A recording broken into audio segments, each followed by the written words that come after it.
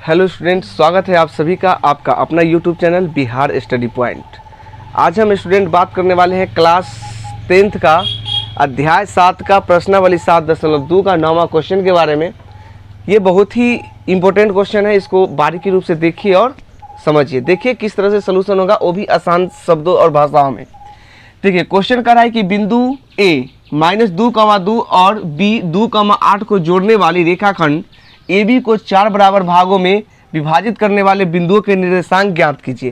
Question आपका कह रहा है कि दो बिंदु है, एक बिंदु A है उसकी कुछ निर्देशांक दी गई है और दूसरा बिंदु B है जिसका कुछ निर्देशांक दिया गया है।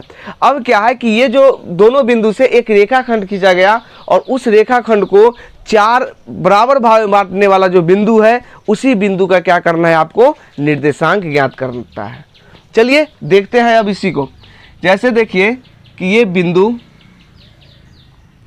मानिए कि ये बिंदु है और ये कौन है, बी बिंदु है। इसका निर्देशांक -2,2 और इसका निर्देशांक जो है 2,8 है। अब क्वेश्चन क्या कर रहा है कि जो ए बी रेखाखंड है उसको 4 बराबर भागों में विभाजित करता है, तो इसको 4 बराबर भागों में विभाजित करवा देते हैं। और इसको जो विभाजित करने वाले जो बिंदु है, मान लीजिए कि बिंदु P है, Q है और क्या है, R है। तो यहाँ पर लिखेंगे कि माना कि AB रेखाखंड को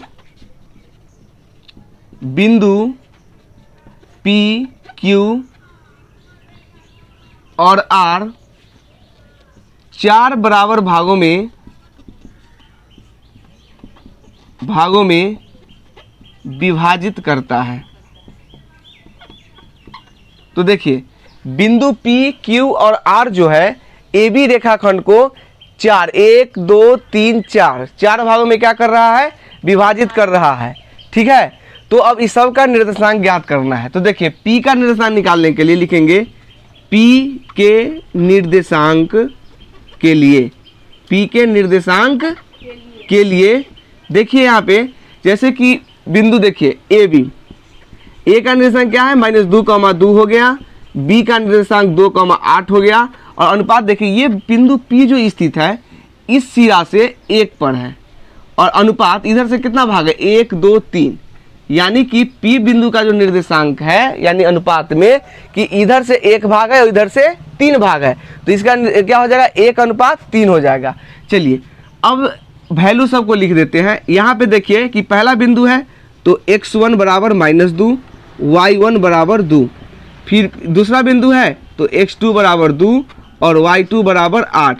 और यहाँ पे अनुपात है तो पहला अनुपात m1 और दूसरा अनुपात m2 होता है। देखिए पहले जब निर्देशांक लिखते हैं तो उसमें क्या होता है कि जो पहले x का वैल्यू होता है और बाद में क्या होता है, y का वैल्यू होता है।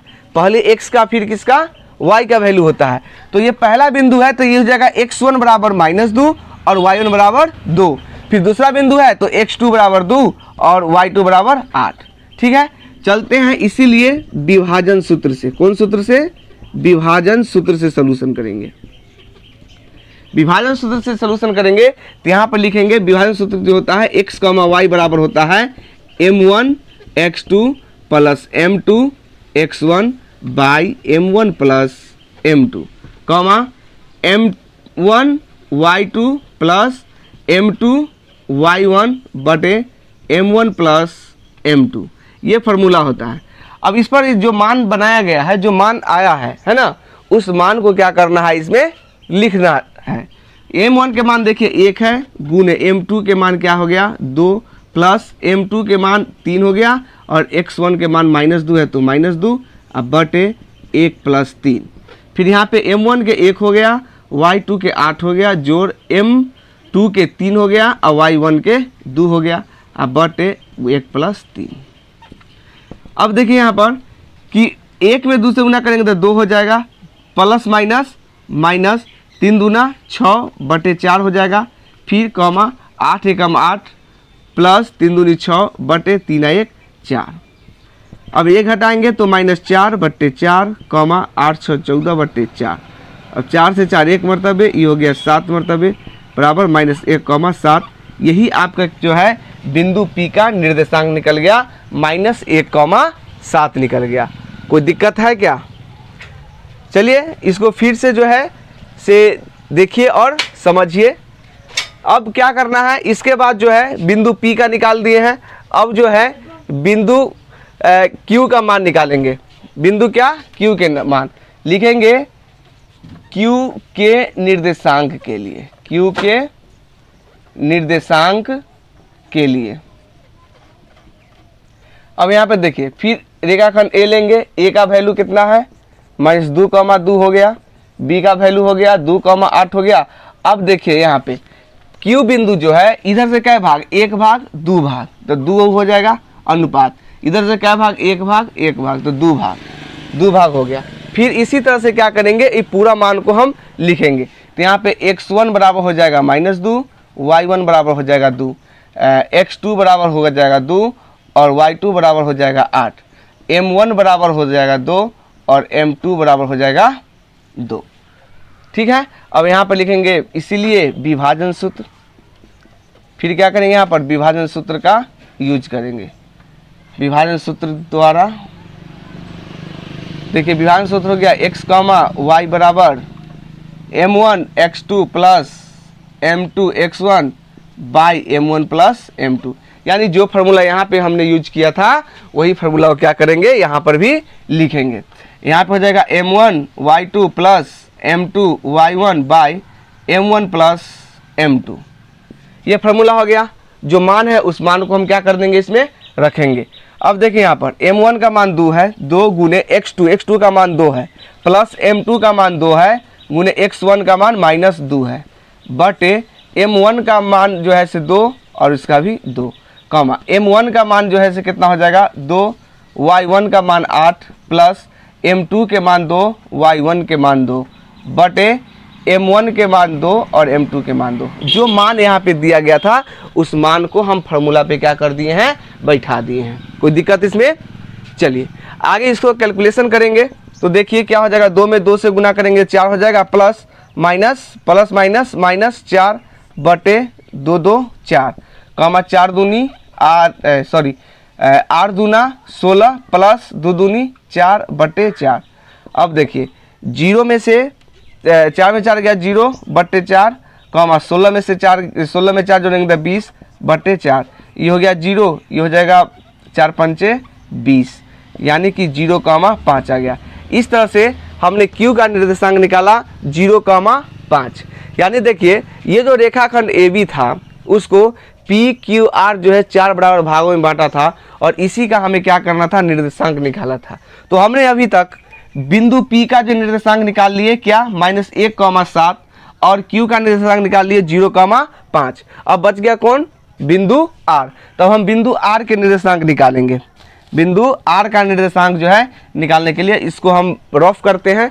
आप लोग वीडियो रोक के और इसको लिख लीजिएगा।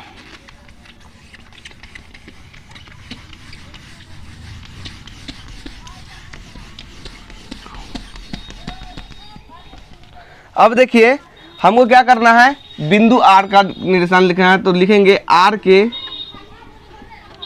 निर्देशांक के लिए।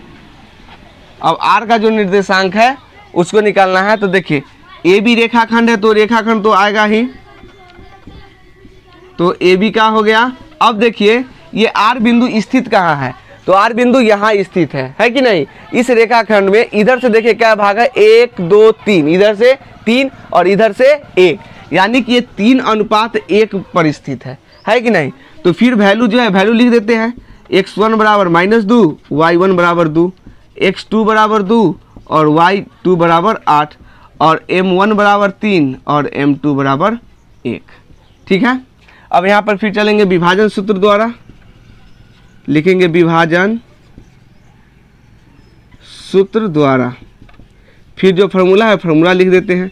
x, y बराबर m1 x2 plus m2 x1 बटे m1 plus m2, m1 y2 plus m2 y1 by m1 plus m2। ये आपका हो गया फार्मूला। अब क्या है, जो मान है उस मान को इस फॉर्मूला पे रख देना है। अब यहाँ पे देखिए m1 का मान हो गया 3 गुने x2 का मान हो गया 2 प्लस m2 का मान हो गया 1 और x1 का मान हो गया -2 बटे 3 प्लस 1। फिर m1 हो गया 3 गुने y1 हो गया 8 प्लस m2 हो गया 1 और y1 हो गया 2 बटे 3 प्लस 1। अब यहाँ पे देखिए 3 दूनी 6 प्लस माइनस माइनस 2 एकम 2 बटे 2 3 1 4। यहाँ पे हो जाएगा 8 3 24 प्लस 2 एकम 2 अब बटे 4। यहाँ पे हो जाएगा 6 में से 2 गया तो 4 बटे 4 कॉमा 24 और 2 कितना हो जाएगा 26 26 बटे 4। ई से 4 से 4 एक मरतबे, ई 2 से कट जाएगा, ये हो जाएगा 2 दूनी 4 और 13 दूना 26 यानी कि 1,13/2। तो ये हो गया आपका क्या बिंदु आर का मान। तो इस तरह से हमने क्या किया कि ये जो रेखाखंड ए बी था उसको जो 4 बराबर भागों में विभाजित करने वाले जो बिंदुएं थी है ना, उस बिंदु का मैंने सभी का निर्देशांक निकाल दिया। आप लोग बारीकी रूप से इसको देखिए, समझिए। अगर हमारा वीडियो अगर अच्छा लगे तो हमारे चैनल को सब्सक्राइब और लाइक शेयर जरूर करें। धन्यवाद।